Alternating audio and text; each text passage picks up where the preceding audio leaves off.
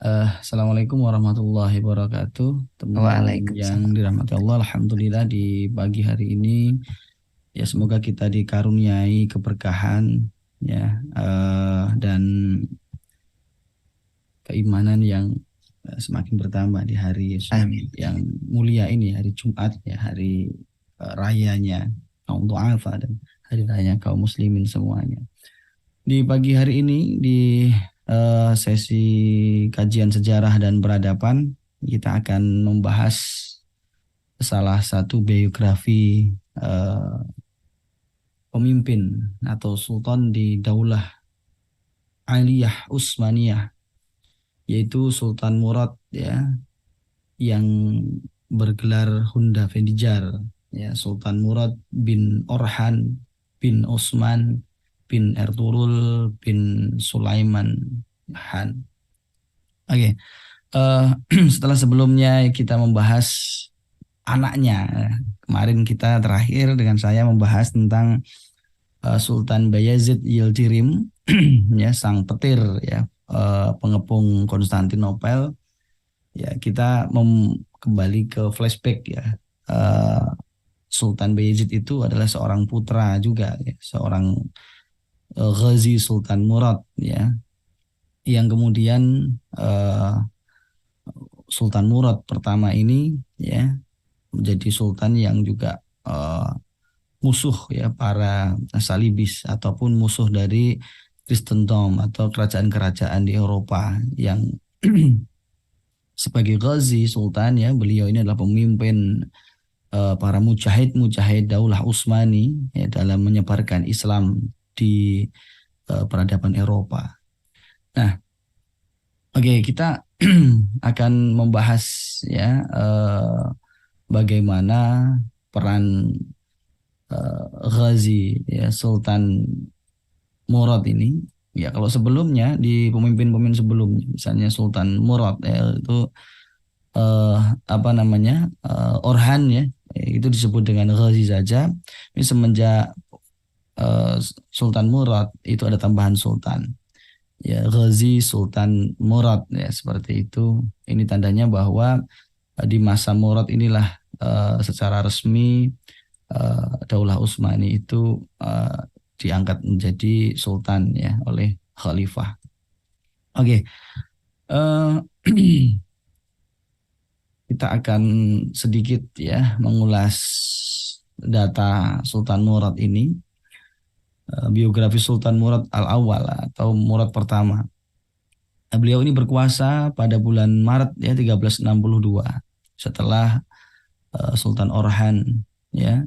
Kemudian beliau dipanggil untuk menggantikannya atas kesepakatan para ahli ya. Artinya bahwa di masa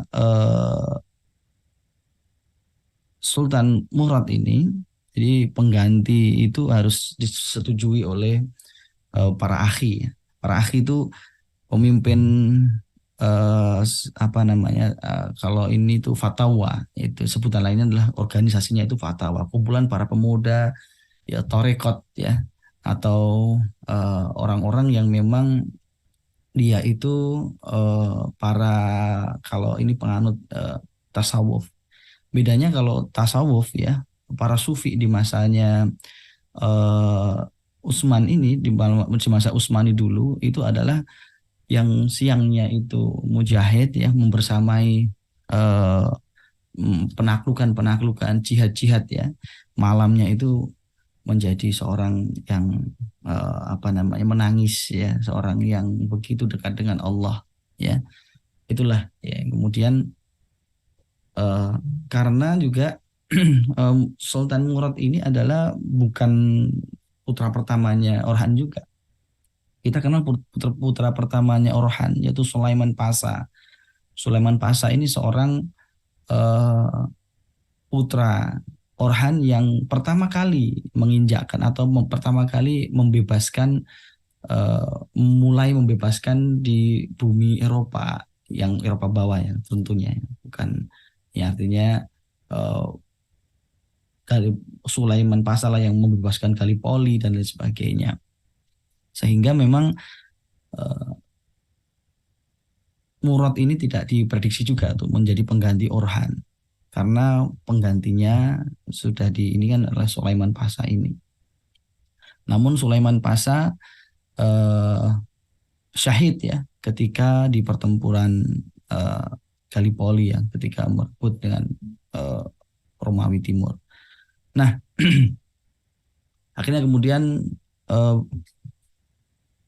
Murad ya diangkat ya resmi menjadi pemimpin Daulah Utsmani. Ya, sepakat atas kesepakatan para ahli. Akhirnya beliau dipanggil ke bursa yang kemudian dari kecil itu beliau ini dididik ya secara tradisi keilmuan ya Utsmani saat itu di Amasya. Ya, Amasya ini tempat pendidikan para penerus-penerus kekuasaan Utsmani agar memahami syariah, memahami administrasi negara dan lain sebagainya. Hampir seluruh eh, di masa-masa awal ya Sultan-Sultan Utsmani itu dididik di kota kecil Amasya ini. Selain juga Amasya ini sebagai tempat magang ya. Tempat magang itu adalah tempat bagaimana belajar memimpin sebuah wilayah yang menjadi gubernur.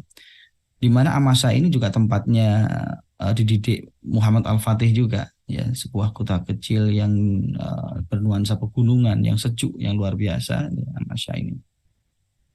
Oke, ayahnya adalah Orhan ya, Murad bin Orhan ya.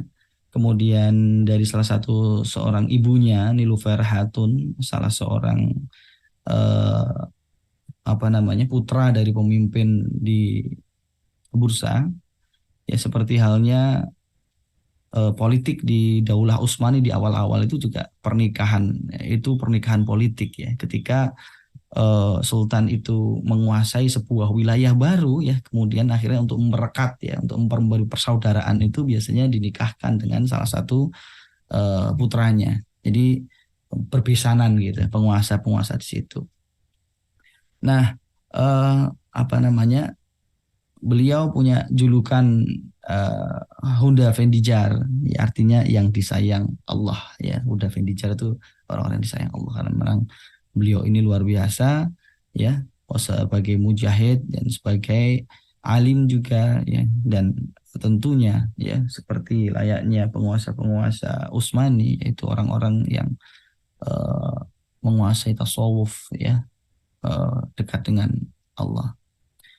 Nah, itu sedikit gambaran datanya Sultan Murad awal. Nah, bagaimana komentar para sejarawan tentang Murad ini? Ya, salah seorang sejarawan Perancis ya mengatakan bahwa Murad adalah seorang penguasa Utsmani yang terbesar. Jika kita lakukan klasifikasi, maka akan kita dapat dia jauh berada di atas pemimpin-pemimpin Eropa di masanya. Jadi pengakuan para sejarawan-sejarawan Eropa, ya Ilmu Keinart itu juga mengakui bahwa Murad ini, ya, walaupun saat itu Daulah Utsmani itu belum belum apa namanya, belum begitu di masa keemasannya, ya, baru Sultan ketiga ini, namun di bawah Murad lah ya kekuasaan Utsmani itu menjadi momok ya di Eropa ya, karena beliau ini berhasil di bawah kepemimpinan Murad itu wilayah Utsmani itu 5 kali lipat dari sebelumnya yang dikuasai oleh Orhan ya. Jadi di masa Orhan itu yang menghitung itu sekitar 95.000 kilometer ya persegi ininya wilayahnya Utsmani.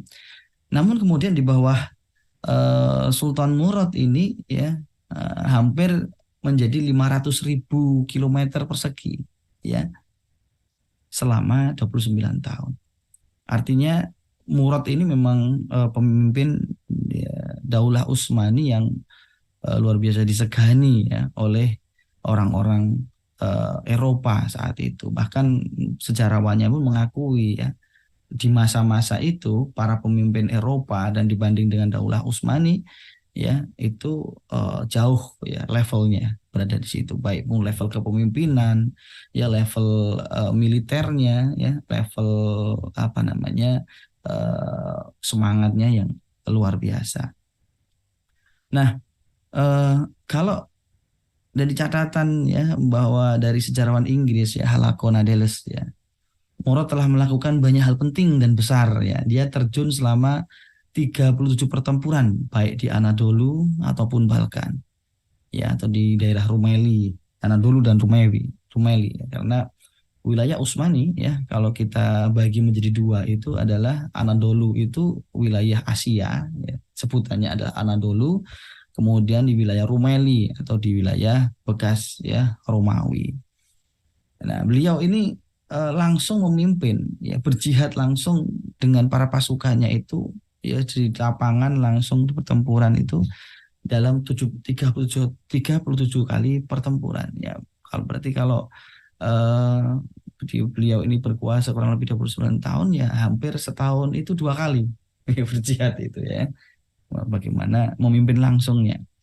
Dan banyak sekali sebenarnya penaklukan juga atas perintah beliau, dan di satu masa itu banyak sekali pertempuran itu dalam satu waktu itu di beberapa kali ya, di apa namanya beberapa tempat ya, bahkan ketika merebut Edirne pun itu bukan atas pimpinan langsung ya Murad ya, yaitu pimpinan ininya pengasuhnya yaitu Lala Sahin yang merebut Edirne. Sementara pas saat merebut Edirne itu Sultan Murad itu berada di Anatolia ya, di bawah apa namanya pertempuran-pertempuran juga di Asia.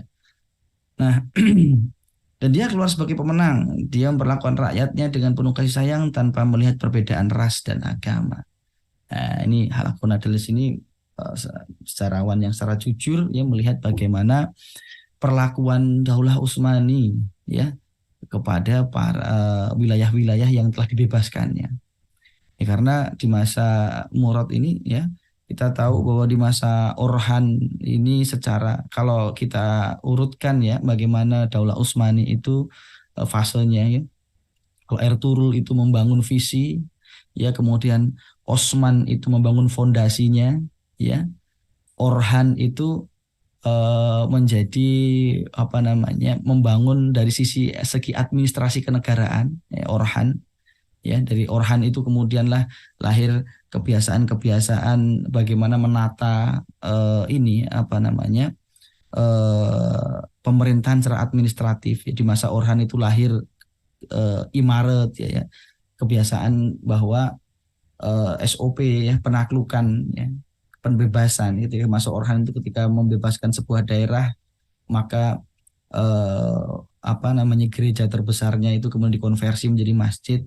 Kemudian dalam masjid itu ada fasilitas-fasilitas yang wajib dibuka oleh apa namanya pemerintahan Daulah Utsmani, yaitu salah satunya medrese dan imarat ya. Kemudian ini apa namanya tempat untuk apa darus syifa atau pengobatan, di mana masjid itu sebagai pusat dari pelayanan masyarakat. Imarat itu kan ini apa namanya dapur umum ya, dapur umum yang kemudian eh, rakyatnya baik tidak membedakan ya baik muslim ataupun kafir ataupun zimmi ya, di situ dia bebas untuk makan di situ dalam satu hari itu 2 kali.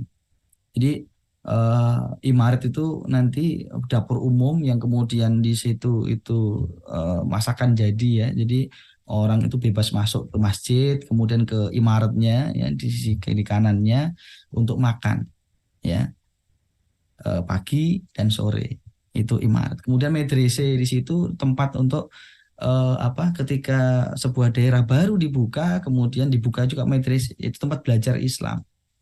Ya, bagaimana nilai-nilai Islam itu eh, apa namanya diintegrasikan di wilayah baru ini sehingga nilai-nilainya itu bukan hanya aturannya yang diterapkan kemudian tapi apa namanya secara pendidikan itu juga rakyat baru ini menerima Dimitri C. Nah, secara garis besar seperti itu komentar-komentar para sejarawan di Barat tentang Sultan Murad ini.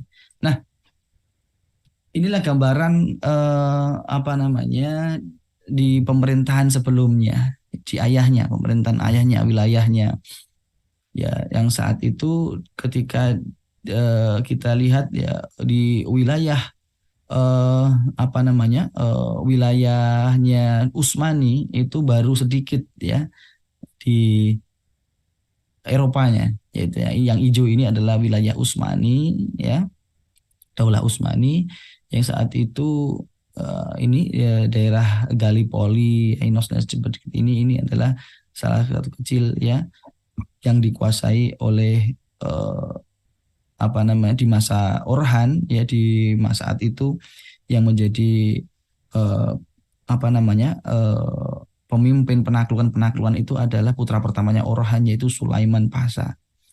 Karena Orhan sendiri di masa eh, tuanya itu lebih banyak apa namanya di ini apa namanya, karena beliau ini saat itu terkena penyakit ya. Ya, kalau kambuh itu kemudian tidak bisa menunggang kuda ya, Orhan itu, yaitu kalau sekarang itu namanya itu asam urat.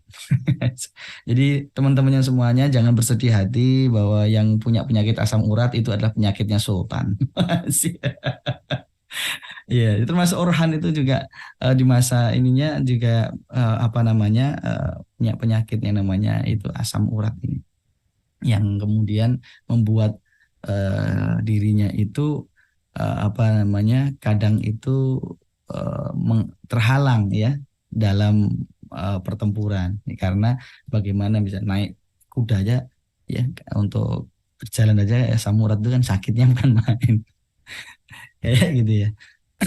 Nah, Din saat itu kondisi Romawi Timur ya, atau Bizantium ya itu di warna yang pink gitu ya. Jadi memang sudah banyak sekali berkurang ya kalau kita ini wilayah Roma. Jangan dibandingkan bahwa Romawi Timur atau Bizantium itu di masa Rasulullah ya, atau di masa, kalau di masa Rasulullah itu kan Romawi Timur itu atau apa namanya Bizantium ini wilayahnya itu kan sampai kepada Afrika Utara itu seluruhnya itu mempunyai wilayahnya Romawi Timur. Bahkan kemudian Syam ya, seluruh Syam itu wilayahnya Romawi Timur. Tapi di masa um, Utsmani, di masa Daulah Utsmani, di masa Orhan ini ya tinggal segitu. Bahkan nantinya kalau teman-teman semuanya itu eh, di masanya Muhammad Al-Fatih itu wilayahnya Bizantium itu ya cuma Konstantinopel itu ya. Jadi kita ngerti bahwa eh, penaklukan atau bisyarah ya Rasulullah ya latuf tahanna Konstantinia atau pembebasan Konstantinopel oleh Muhammad Al-Fatih itu eh, seluruh kaum muslimin di era-era sebelumnya itu juga berperan ya. Artinya bagaimana Sultan Muhammad Al-Fatih ini ya, bagaimana dia itu memimpin pasukannya ya, itu tinggal apa ya, eksekusinya aja sebenarnya, finishingnya aja ya. Karena wilayahnya Bizantium itu ya benar-benar cuma Konstantinopel saja ya. Adrianopel ini ya, bagaimana Muhammad Al-Fatih itu kan memimpin melepas apa memimpin pasukannya ketika menakluk Konstantinopel kan berangkat dari Edirne. Ya bagaimana mungkin Muhammad Al-Fatih itu bisa mempersiapkan segala sesuatunya di Edirne kalau misalnya nggak ada Murad ya yang menaklukkan Edirne. Maka eh, dalam menyambut bisyarah kita juga ya, kita itu saat ini walaupun nantinya di masa anak-anak cucu kita itu ya, misalnya khilafah itu belum tegak, tapi di masa anak cucu kita itu juga berperan sebenarnya ya, berperan membangun bisyarah itu satu dikit kalau kita niatkan seperti itu ya. Begitu juga para sultan, visi Sultan Daulah Utsmani ini untuk apa namanya menegakkan bisyarah Rasulullah untuk menaklukkan Konstantinopel itu diwariskan dari sultan sebelumnya, dan setiap sultan itu pasti berperan ya, bukan hanya Sultan Muhammad Al-Fatih saja ketika peran menaklukkan Konstantinopel itu. Nah itu. Nah nanti di masa Murad ini sebagian besar yang pink ini jatuh ke tangan eh, Daulah Aliyah Utsmaniyah. Nah, oke. Nah, ini penaklukan yang paling vital ya. Edirne atau Adrianopel itu kalau dalam sejarahnya tiga kota terbesar di Bizantium itu adalah yang pertama adalah Konstantinopel ya. Sebagaimana Konstantinopel ini adalah ibu kotanya atau tempatnya kaisar berada, yaitu ibu kotanya. Kemudian kota kedua terbesar itu adalah Adrianopel ya. Atau kalau Konstantinopel itu kota yang didirikan oleh Konstantin ya, Kaisar Konstantin ya. Adrianopel ini adalah kota yang didirikan oleh Kaisar Adrianus ya. Nah, kota yang berikutnya yang paling besar itu kemudian di masa Bizantium itu adalah Alexandria, yang kemudian di masa Umayyah itu sudah ditaklukkan lebih dulu ya. Dan sebenarnya eh, makanya itu ya peran peran masa sebelumnya, yaitu di masa Umayyah yang menaklukkan atau ini masih di masa Khulafaur Rasyidin ya, Alexandria itu takluk ya, itu menggoncang ekonomi Konstantinopel karena Alexandria ini salah satu penyuplai omset ya perdagangan terbesar di Romawi Timur ya, karena Alexandria ini adalah pelabuhan yang sangat ramai dan besar sekali di Mediterania ya. Makanya ketika Mesir itu ditaklukkan oleh kaum muslimin ya di bawah kepemimpinan Umar bin Khattab ya, kemudian Alexandria, Libya dan sebagainya itu khalifah-khalifah setelahnya. Ya, ini membuat perekonomian di Bizantium itu juga menurun drastis. Nah, ini kondisi wilayah ya seketika Adrianopel ditaklukkan ya. Kemudian yang diarsir pink hijau ini ya adalah penaklukan ya di masa Murad ya, ya, yang kemudian bisa dikuasai. Kita bandingkan ya, kita kita lihat ya betapa luar biasanya ya, yang kemudian akhirnya ya Konstantinopel itu atau Bizantium atau Romawi Timur itu hanya menyisakan beberapa teritori-teritori yang ya kecil ya. Kalau di wilayah Anadolu ya dia masih ada di sini 64 Biga, ini kota Biga yang nantinya itu juga ditaklukkan ya oleh Murad ya. Kemudian di ini beberapa kota di dekat Konstantinopel itu masih berada di di bawah teritori Bizantium ya. Kemudian Morenia dan sebagainya. Ini teritorinya yang hijau ini adalah di masa Orhan ya. Kalau yang diarsir ini adalah di masa Murad ya, penguasaan di masa Murad. Luar biasa. Di bagaimana ini penaklukan di masa Murad ini, itulah yang kemudian membuat ketar-ketir ya para pemimpin kerajaan-kerajaan Kristen di Eropa. Dan bahkan setelah kemudian ditaklukkannya Adrianopel ya, kaisar saat itu, kaisar Romawi Timur, kaisar Bizantium saat itu juga ketakutan Konstantinopel akan ditaklukkan oleh Murad. Sampai kemudian Kaisar John V Palaiologos ini ya itu bersedia membayar upeti ya kayak gitu, karena ini taktik dari Murad ya supaya penaklukan. Jadi ini adalah strategi untuk jadi supaya Konstantinopel itu benar-benar nantinya itu tidak ada bantuan di sekitarnya. Jadi konsentrasi kayak ini ya, kayak strateginya perjanjian Hudaibiyah ya. Perjanjian Hudaybiyah itu adalah bagaimana Rasulullah itu melokalisir ya permasalahan ini supaya apa? Supaya eh, mencerai-beraikan koalisinya kafir Quraisy ya. Jadi benar-benar kemudian fokusnya Rasulullah itu ke dunia internasional, ke wilayah-wilayah di luar Makkah ya, untuk mendukung eksistensi daulah pada saat itu. Maka di masa Murad itu juga diadakan perjanjian dengan Bizantium, dengan wilayah dengan penguasa Konstantinopel untuk tidak saling menyerang ya, dan bahkan Kaisar saat itu ya, apa John V Palaiologos itu bahkan apa namanya dalam perjanjiannya itu eh, tidak atau apa namanya tidak ngutik-ngutik atau bahasa Jawanya itu apa ya, tidak apa ya namanya ya, merelakan atau mengakui bahwa wilayah-wilayah yang sebelumnya direbut oleh Murad ini resmi miliknya Utsmani dan dia tidak akan merebut kembali ya. Eh, dan kemudian siap membantu kalau misalnya Utsmani itu diserang oleh kerajaan Kristen lain ya, dan kemudian di bawah John V Palaiologos ini juga mengirimkan upeti ya, ketundukan ya, dengan apa namanya Sultan Murad. Murad.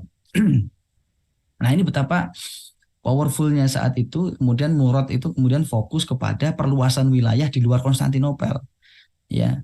Jadi fokus ke negara-negara, nantinya itulah fokus ke negara-negara Balkan. Nah, itu strategi luar biasa Murad ya, yang kemudian membuat Konstantinopel itu benar-benar terkucil ya.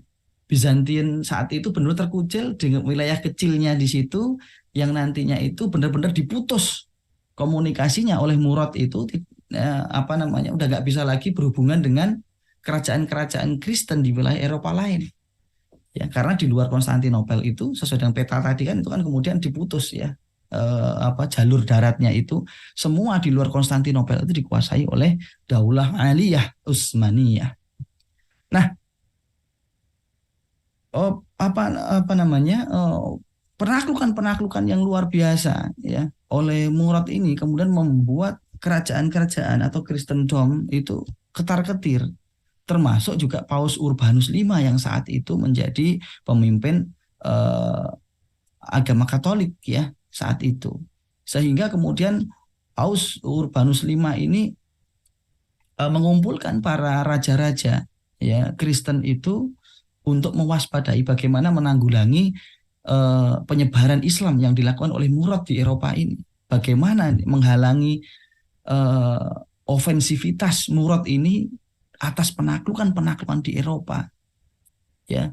Maka meletuslah kemudian perang salib jilid Eropa ya, maksudnya perang salib jilid yang kedua. Kalau perang salib itu kan berlangsung di masa Abbasiyah ya, abad tahun 1095 ya, perang salib pertama, kemudian berakhir perang salib 7 ya, di masa Salahuddin Al-Ayyubi 1100 abad ke-12 lah ya, artinya jauh sebelum Utsmani berkuasa. Nah, kemudian terbitlah kemudian perang salib ya jilid kedua, yaitu negeri-negeri kerajaan-kerajaan Eropa Kristen melawan Utsmani sendirian ya. Nah, ini meletuslah kemudian perang Battle of Srpsendiki ya.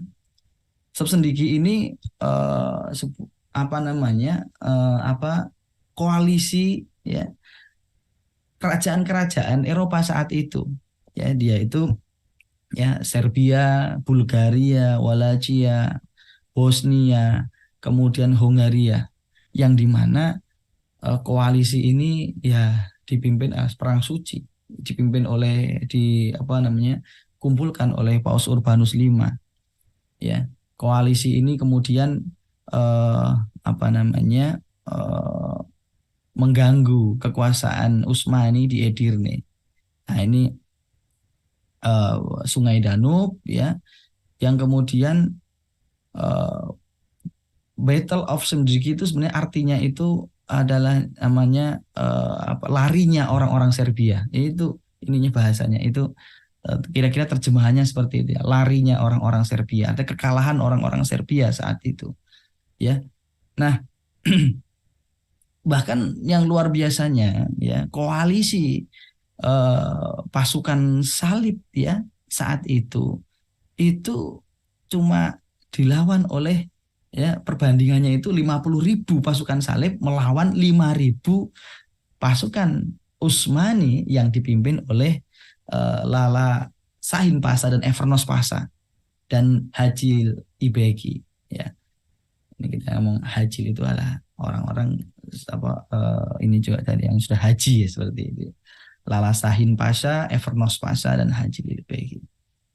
Ya, Lala Sahin. Lala itu sebutan bagi pengasuh sultan. Jadi ketika Sehzada ataupun putranya sultan itu lahir, itu kemudian dititipkan oleh apa namanya kepada orang guru ya, guru.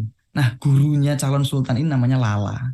Orang yang paling dekat itu Lala. Kalau kita menurut kiai lah ya. Namun ya kiai pada saat itu ya kiai yang mujahid dan alim dan seperti itu. Pengasuh sultan namanya Lala. Nah, setiap setiap anaknya sultan itu mempunyai Lala sendiri-sendiri. Jadi dititipkan oleh ini semuanya. Kemudian Orhan itu menitipkan Murad ini kepada Sahin ini, Lala Sahin Pasha.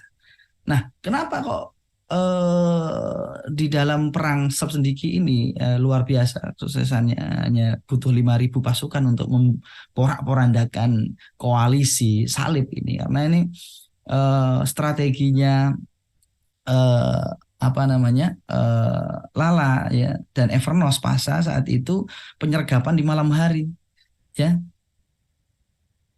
Bagaimana taktik mereka itu supaya dari 5.000 ini dianggap kekuatan yang besar, yaitu kemudian lah ini dibagi menjadi tiga tiga batalion ya ketika menyergap ya mereka yang lagi baru kemudian memasang tenda kemudian malam hari menginap di pinggir sungai Danub ini ya kemudian eh, pemimpin pasukan ini dibagi tiga yaitu dipimpin oleh Lala Sahin, Evernos Pasak, Majilbek yang kemudian mereka itu seolah kemudian sengaja membakar ya itu apa namanya beberapa tenda di situ ya yang kemudian seolah-olah tempat mereka pasukan sholat salib ini menginap itu dikepung oleh banyak pasukan. Oh di sana ada, oh di sana juga ada, di sana juga ada, sehingga merasa terkepung gitu ya, sehingga mereka lari terbirit-birit. Artinya pertempurannya juga nggak begitu berarti ya. Begitu diserbu di secara tiba-tiba di malam hari mereka itu kemudian sehingga kocar kacir kabur. Makanya ini disebut perang Siup Sendiki atau bagaimana larinya orang-orang Serbia ya.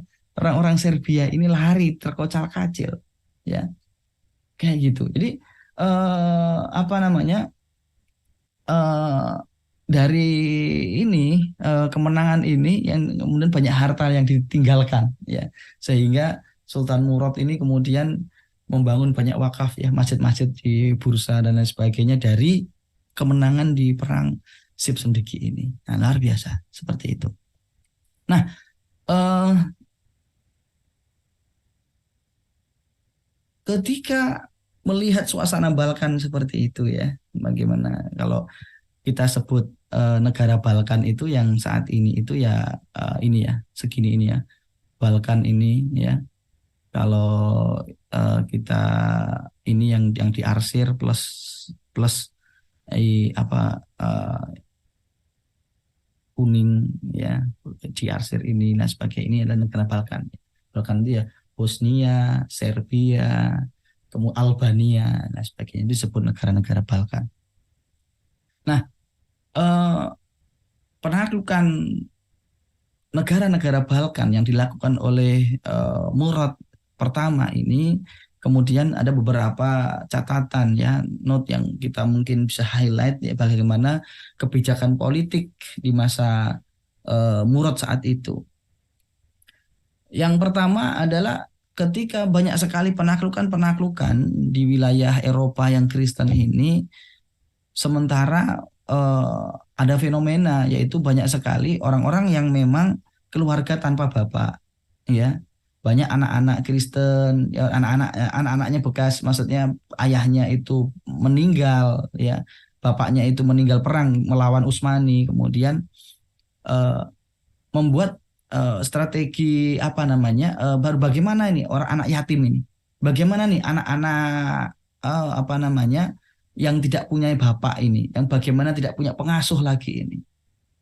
Maka oleh Sultan Murad ya, kemudian mereka ini anak-anak yatim yatim yang ditinggal oleh bapak-bapaknya yang ketika berperang melawan Utsmani itu kemudian dikumpulkan, diasuh, dibiayai, dihidupi, kemudian dimasukkan ke dalam madrasah.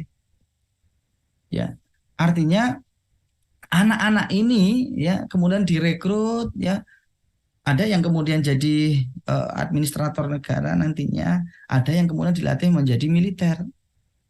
Ya, nah sistem inilah yang kemudian disebut devirisme, devsirme, ya, yaitu mengayomi anak-anak yatim Nasrani ya yang di wilayah Rumelia, di wilayah Eropa saat itu untuk diasuh di dalam satu ya madrasah atau madrasah seperti itu.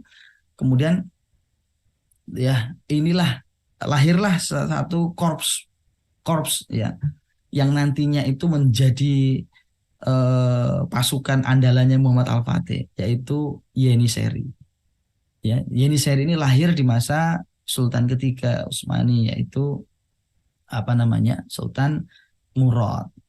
Yeniseri artinya pasukan baru, artinya pasukan baru yang dimana mempunyai perekrutan khusus. Semua pasukannya Yeniseri saat itu ya adalah para mualaf, artinya orang-orang yang dididik dari kecil, ya, anak-anaknya orang Kristen, anak-anaknya orang Nasrani yang tidak punya pengasuh lagi, kemudian diasuh oleh daulah, ya, dan dibiayai hidupnya, kemudian dididik dengan pendidikan terbaik, ya, dengan pendidikan terbaik.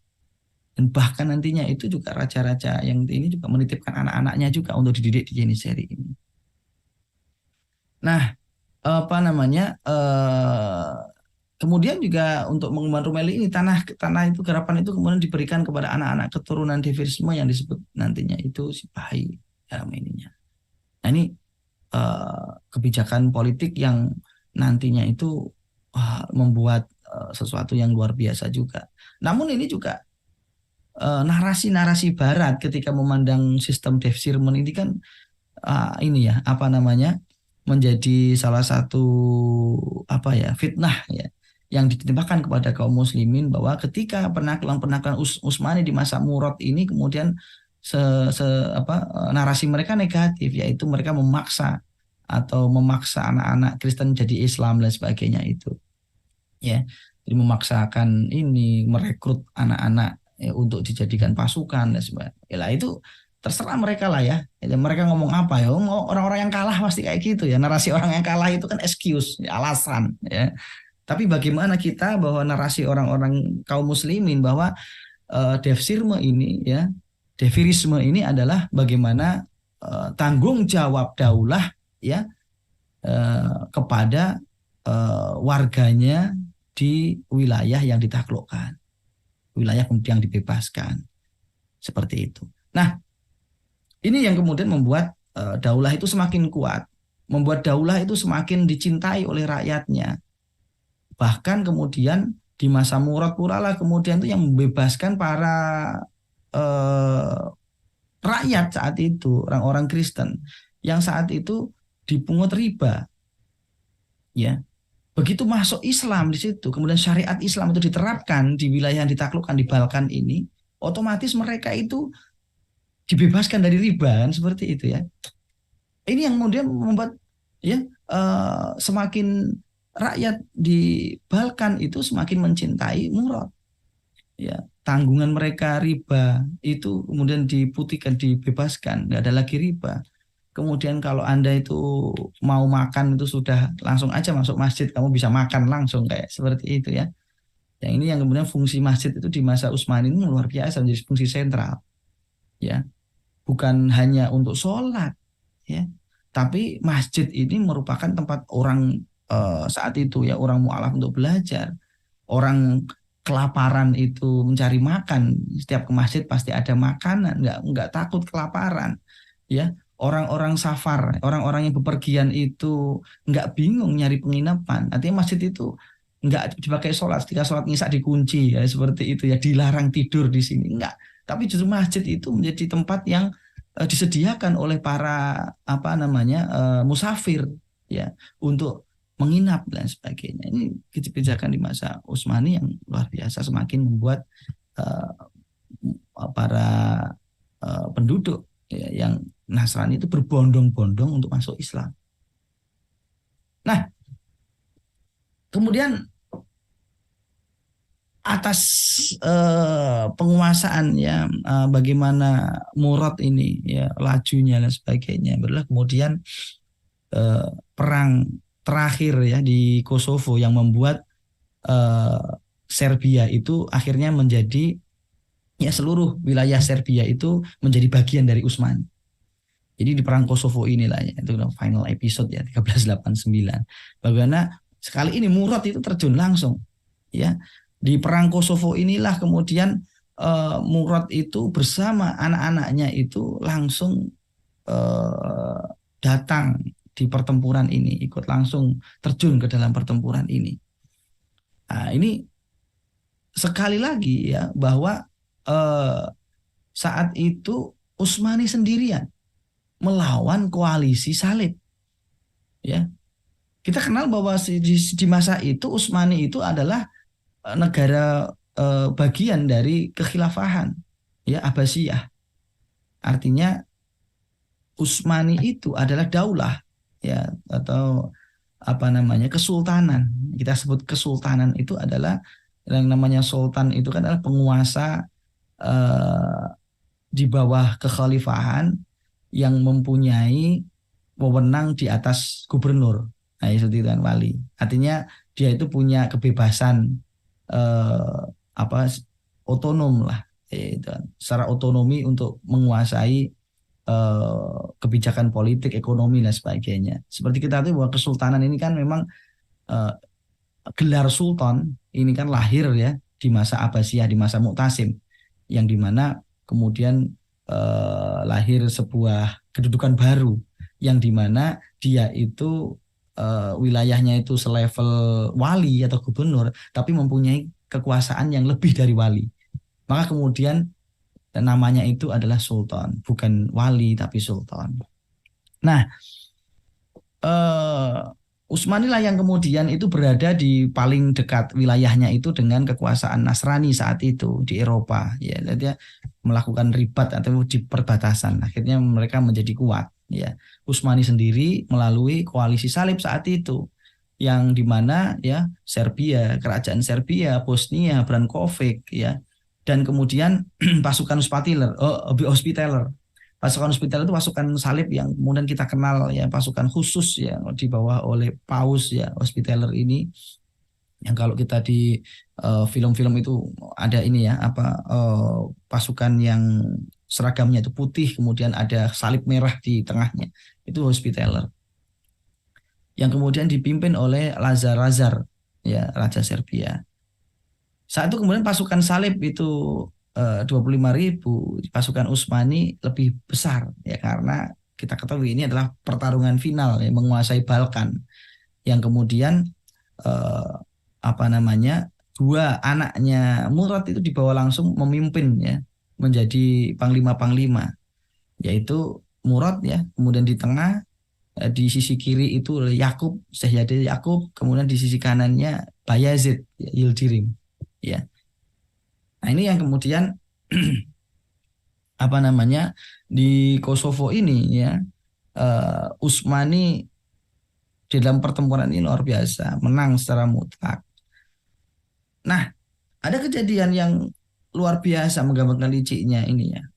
Di tengah yang sudah kemenangan Utsmani ini, kemudian Sultan Murad itu kan apa namanya keliling ya, menolong apa namanya pasukan-pasukannya yang itu yang masih hidup, kemudian di apa namanya masih ditolong dan sebagainya ya. Ekspansi monitoring lah ya setelah perang. Nah saat itu ada pasukan salib yang kemudian dia itu pura-pura apa namanya pura-pura sekarat ya, kemudian meminta air ya, minta air minum seperti itu.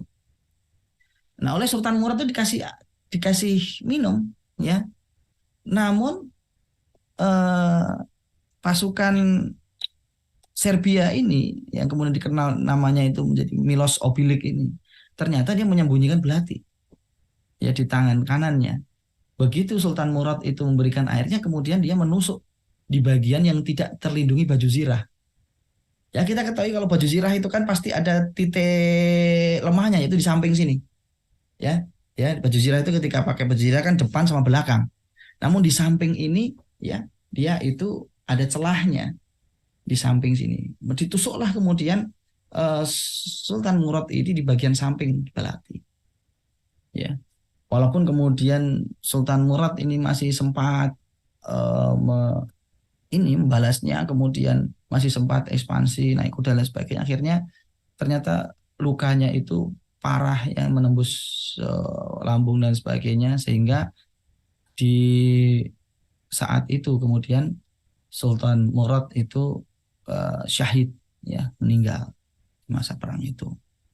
Nah, kemudian Sultan Murad ya dibawa pulang ya jenazahnya ke Bursa, dan Serbia itu menjadi bagian dari Utsmani. Ya, artinya sudah resmi takluk, dan kemudian nanti anaknya Sultan Lazar ini dinikahkan dengan anaknya Murad, yaitu Bayazid Yildirim, yang kita dikenal oleh ini adalah apa namanya putrinya Lazar, yaitu Despina Maria, seperti itu. Oke. Ya inilah makamnya Sultan Murad di Bursa yang bisa kita kunjungi ya, seorang ghazi, seorang mujahid yang meninggal di pertempurannya, yang kemudian tidak ada waktu lain ya kecuali beliau itu memikirkan bagaimana Islam ini tersebar luas di Eropa, yang kemudian bagaimana itu uh, Islam itu mengatur dunia menjadi aturannya secara resmi ya masyarakat di Eropa ya. Maka uh, Sultan Murad ini layaklah ya kita menjadi satu inspirasi ya, bagaimana hidupnya itu, poros hidupnya itu dalam dakwah. Artinya di kehidupannya itu yang dipikirkan itu adalah bagaimana Islam itu menjadi uh, rahmat ilal ala. Nah, seperti itu Bopo Ayi ya, kurang lebihnya bagaimana biografinya Sultan Murad ya, Huda Vendigar yang telah kita sampaikan ya, bagaimana beliau dari awal kemudian sampai syahidnya di perang Kosovo. Oke, silahkan kalau ada pesan dan pertanyaan. Masya